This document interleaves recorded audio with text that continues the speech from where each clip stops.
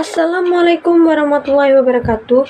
Halo sahabat UT, jadi di kesempatan kali ini saya akan membahas materi pilar-pilar pendidikan dan revaliansi di era digital.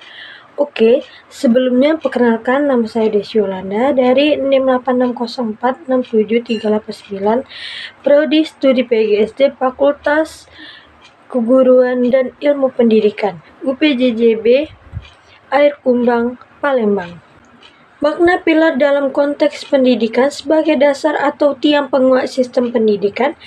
Dalam konteks pendidikan, untuk menopang dan memperkuatkan seluruh sistem pendidikan agar dapat berjalan dengan baik dan mencapai tujuan. Makna pilar dalam pendidikan dapat dijelaskan sebagai berikut. 1. Sebagai dasar. Pilar menjadi landasan yang menentukan agar dan kualitas pendidikan. Tanpa dasar yang kuat, proses pendidikan akan sulit mencapai hasil yang optimal. 2. Sebagai tiang penguat. Pilar berfungsi menopang berbagai komponen pendidikan seperti kurikulum, tenaga pendidik, peserta didik, sarana, prasarana, dan nilai-nilai pendidik. 3. Sebagai pendoman, pilar memberikan prinsip yang menjadi acuan dalam penyelenggaraan pendidikan. Contoh 4 pilar pendidikan menurut UNESCO, yaitu 1. Learning to know atau belajar untuk mengetahui. 2. Learning to do atau belajar untuk melakukan. Learning to be atau belajar untuk menjadi pribadi yang utuh. Yang terakhir, learning to live together atau belajar untuk hidup bersama.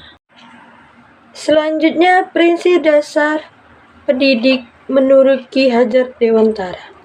Menurut Ki Hajar Dewantara, pendidikan harus membimbing dan menuntut perkembangan peserta didik agar mereka dapat tumbuh sesuai kodratnya. Salah satu prinsip pendidik yang terkenal adalah 1. Ingarsa sung talada atau di depan membeli teladan. Seseorang pendidik atau pemimpin harus menjadi contoh yang baik dalam sikap, perilaku, dan tindakan. Peserta didik belajar tidak hanya dari nasihat, tetapi juga dari keteladanan yang mereka lihat.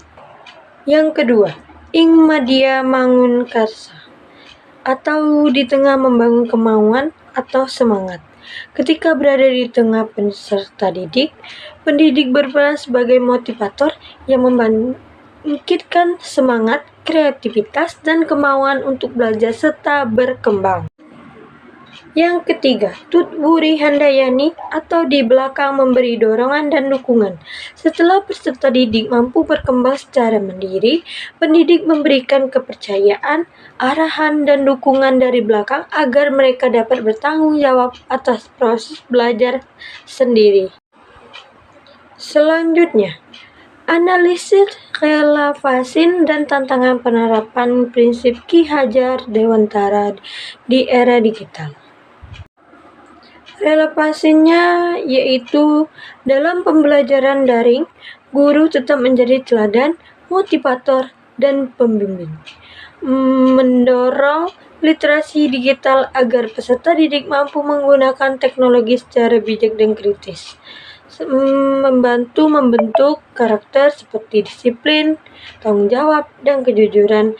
Ada juga guru berperan sebagai fasilitator yang mengarahkan peserta didik dalam memanfaatkan berbagai sumber belajar digital. Tantangannya yaitu kurangnya interaksi langsung dalam pembelajaran daring dapat mengurangi efektivitas pembinaan karakter. Rendahnya literasi digital sebagian guru dan peserta didik. Risikonya penyalahgunaan teknologi seperti plagiarisme dan penyebaran informasi yang tidak benar. Menjaga motivasi dan kemandirian belajar peserta didik di lingkungan digital yang penuh distraksi. Nah, jadi dengan menerapkan pilar-pilar pendidikan Ki Hajar Dewantara, kita dapat menciptakan sistem pendidikan yang tidak hanya cerdas secara teknologi tetapi juga berkarakter. Inilah kunci untuk menjawab tantangan pendidikan nasional di era digital. Sebagai penutup, mari kita bersama-sama melakukan hal-hal positif yang telah dibahas dalam kehidupan sehari-hari. Semoga bermanfaat. Terima kasih atas perhatiannya. Sekian dari saya. Wassalamualaikum warahmatullahi wabarakatuh.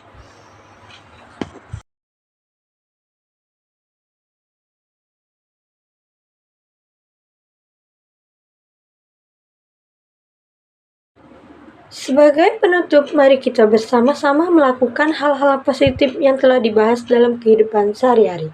Semoga bermanfaat. Terima kasih atas perhatiannya. Sekian dari saya. Wassalamualaikum warahmatullahi wabarakatuh.